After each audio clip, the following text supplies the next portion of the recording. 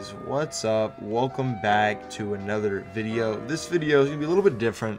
I'm not really doing a showcase video today. I just want to go over like this little fun setup I've been kind of playing around with recently. So now you could call it like a Corrosion Queen Moze build or some stuff, or like a Corrosion Queen setup that we're just kind of like playing around with here. But I just want to go ahead and like go over it, what we got here. So I initially did have the reflex over on the side of the Monarch. However, I found that the reflex is just way better on Flag than it is on Moze, and it's not even fair. So I decided to swap or at least give us one shock weapon, just because it'll be really useful against the Guardians of the Guardian takedown. As I was running through with this, I was definitely noticing that it is hard to brute force with just pure corrosive, so having a shock weapon does help, and that just shows the Monarch, because it's just really good, and it's just really good. Honestly, times you can pull up the bipod mode, and it's there for everybody. The Rogue is probably also another really good one, but I decided to go with the Monarch. Now we do have two DLC 4 guns, but that is because these are actually really insane. So the rebound, I need to apologize to the rebound, right? When I did my initial video, I did it on Flak, and I even said in that video that like, this gun probably would be better on Moze. And I saw some in the comments, and a lot of people were basically telling me that yeah, it is way better on Moze. And after using it on Moze with this setup, dude, yeah, the rebound is definitely way more useful and way better, way stronger on Moze than on Flak. Especially we do have a nice solid ×2 with consec kits. Yeah, we have consec kits across the board, bro. Just constant damage. You can apply the dots. It's really good. You're gonna have that 200% gun damage up very consistently. It's very awesome. Then I really love this gun, dude. The breath, dude. What the heck, yo. Hold on, I'm going to save quit real quick and actually have my damage for this be actual numbers, like dude, hold on, that's not 6,000. All right, yeah, okay, so that was a bit weird. Yeah, 19,000. This is the one we showcased yesterday. Fucking love this gun, dude. Also, yeah, 7,600 damage over 4,000, and obviously 58% weapon damage is obviously way better for obvious fucking reasons. But yeah, anyways, our Bloodstarved Beast is also really good. I like the ×2 version a little bit more than the ×3 version, just because we don't have to worry about reloading as much. Especially with this setup, we don't go that much to the Iron Bank, so I'm not really too much of a fan of the ×3 one. Obviously, if you have a ×3 one, that one will completely put in work and is very good. But for me personally, I'm just not a huge fan of a ×3. Still very good though. Now, I'm still using a level 57 Old God. I just don't have any better ones. I don't have any better corrosive Old Gods, honestly, at the moment. If you have any stopgaps, good. But like with this setup, dude, I really want to try and go with as much corrosive damage as possible. So that's why we do go ahead and throw on this corrosive one, so we get a little bit 20% extra corrosive damage. Then we have our green monster. Now this green monster is very solid. I know it has sniper as one of the bonuses. I just don't have a good corrosive sniper at the moment, a level 65 one, so I don't have one on this setup. So you know what I'm saying? I mean, we do have 2 assault rifles on here, which are actually, we have 3 now. We have 3 assault rifles and 1 SMG, so we are playing pretty well into this thing's hands, which is very useful. Obviously, having 4 in a Scorching RPM is very good, and 1 Iron Bank is also, pretty solid. Very good rolls for this green monster right here, for sure. Now, the Hex Grenade.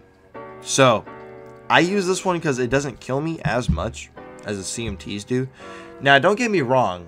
You could put on a cloning matting tracker if you wanted to. I'm just choosing to put on a Hex Grenade. Alright? They automatically crit, so we don't have to put anything to pull the holy pin. And I'm pretty sure they actually heal you these days, unlike in previous days. Now, granted, with that being said, you could still, throw and just, run, and you'll still get, rush and offensive procs. But regardless, I'm just saying, if you don't want to spec into pull the holy pin, run a hex grenade. Now, with that being said, let's go ahead and move over to the skill points here. Now, if you're going to put points into pull the holy pin, you obviously would max that out, and you would generally you would pull 1 out of grizzled and 2 out of stainless steel bear, and then put them in the hole and pull the holy pin. So just keep that in mind if you are going to run a colony manning tracker. That is what you want to do. This is just the setup I use for the hex grenade. Once again, you take 1 skill point from grizzled and 2 skill points from stainless steel bear, obviously giving you 3 to max up pull the holy pin if you want to run a colony manning tracker. Everything else in here stays the same. This is a pretty standard blue tree, honestly. Firing the Skagden is by far the most broken skill point skill in the game. Means destruction is just amazing for obvious reasons. So is torch cross promotion, the big 3 of the skill tree. And then you definitely want to get auto bear. Grizzled's really good for getting your iron bear back, and the stainless steel bear does actually help out firing the Skagden, which is, you know, once again probably the most broken skill point or skill in the game, and it helps that. So yeah, hell yeah, it's useful as fuck to use. And then we do run 2 in the vampire. I found that 2 in the vampire is just as much as we really need. I never find a real need to go over 2. So yeah, if you want to put more in here, you're welcome to, but you would have to pull more points from these 2 skill points, which I wouldn't want to do. And then I do like to the last, just so you could throw your grenades while you're in fight for your life. That's really useful. And then short fuse is, come on, it's short fuse. Literally so much extra gun damage, and just extra gun damage, bro. More splash damage, like just more overall splash explosive damage, dude. It's just insane. Obviously, you know, the Bloodstar Beast does come with built-in short fuse, and then good short fuse on top of it just literally makes it just that much more insane.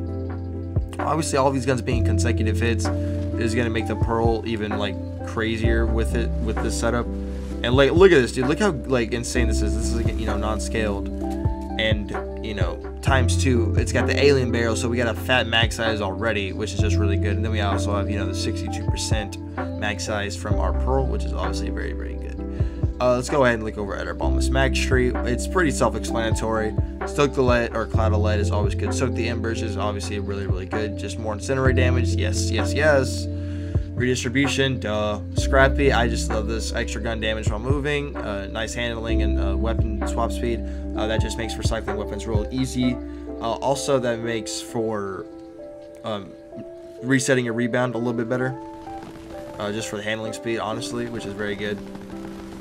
Because the rebound, you're going to be using a lot. Just keep that in mind.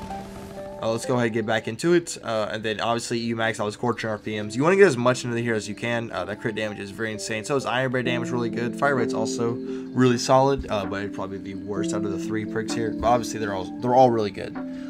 Iron Bank we don't spec into. This is just from our comm. Specialist Bear gives your Iron Bear just more damage if you use these same exact weapons, which I always do. So I always spec in this perk when I can. Click is amazing for this setup because you will reload. Especially with something like the rebound. The Breath of the Dying does take a fat minute to get down to the bottom of its mag, and then the Monarch you can chew through pretty fast.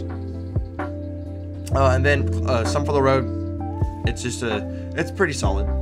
If you want to melt a boss, this is definitely really useful, especially with your Monarch or any of the guns on the setup. Honestly, Forge is just, it's Forge, man. Good old ammo regen, you can't go wrong with that. Let's see. Okay, now they mention everything over there. So over here, pretty simple. We get max sharding and brass now, and experimental munitions because we get extra incinerate damage on crit, which is very good. Just the extra 5 skill points are just so useful for this now, which is very, very good. Yeah. So I just like Hammer Down Protocol a lot. It's just so good. It's just a big blast, big explosion, and clear enemies real fast, real useful. If you do want to run the Salamander, and then turn that puppy into chemical warfare, doing corrosive damage, by all means go ahead. But I'm just a huge fan of running Hammer Down Protocol, so that's why I do it. Anyways, though, I figured I'd just make this quick little video going over this little fun setup that I've been playing around with. It's pretty fun. The rebound, honestly, dude, is so much fun to use with this setup. It's honestly insane. I would highly recommend, if you do have DLC 4, to definitely give a rebound a try. But yeah, guys, hope y'all did enjoy the video. If y'all did enjoy the video, then make sure to drop your low on that like button. And if you really did enjoy it and I'm enjoying the content, you know, a subscription is greatly appreciated. We're on the road to 5,000 subscribers, and according to YouTube's analytics, 80% of the people who watch the stuff ain't even sub, man. You know what I'm saying? Like, what the heck is that, man? But anyways, guys, hope y'all did enjoy the video. My name's Kree. We'll see y'all in the next one. Peace out, everybody.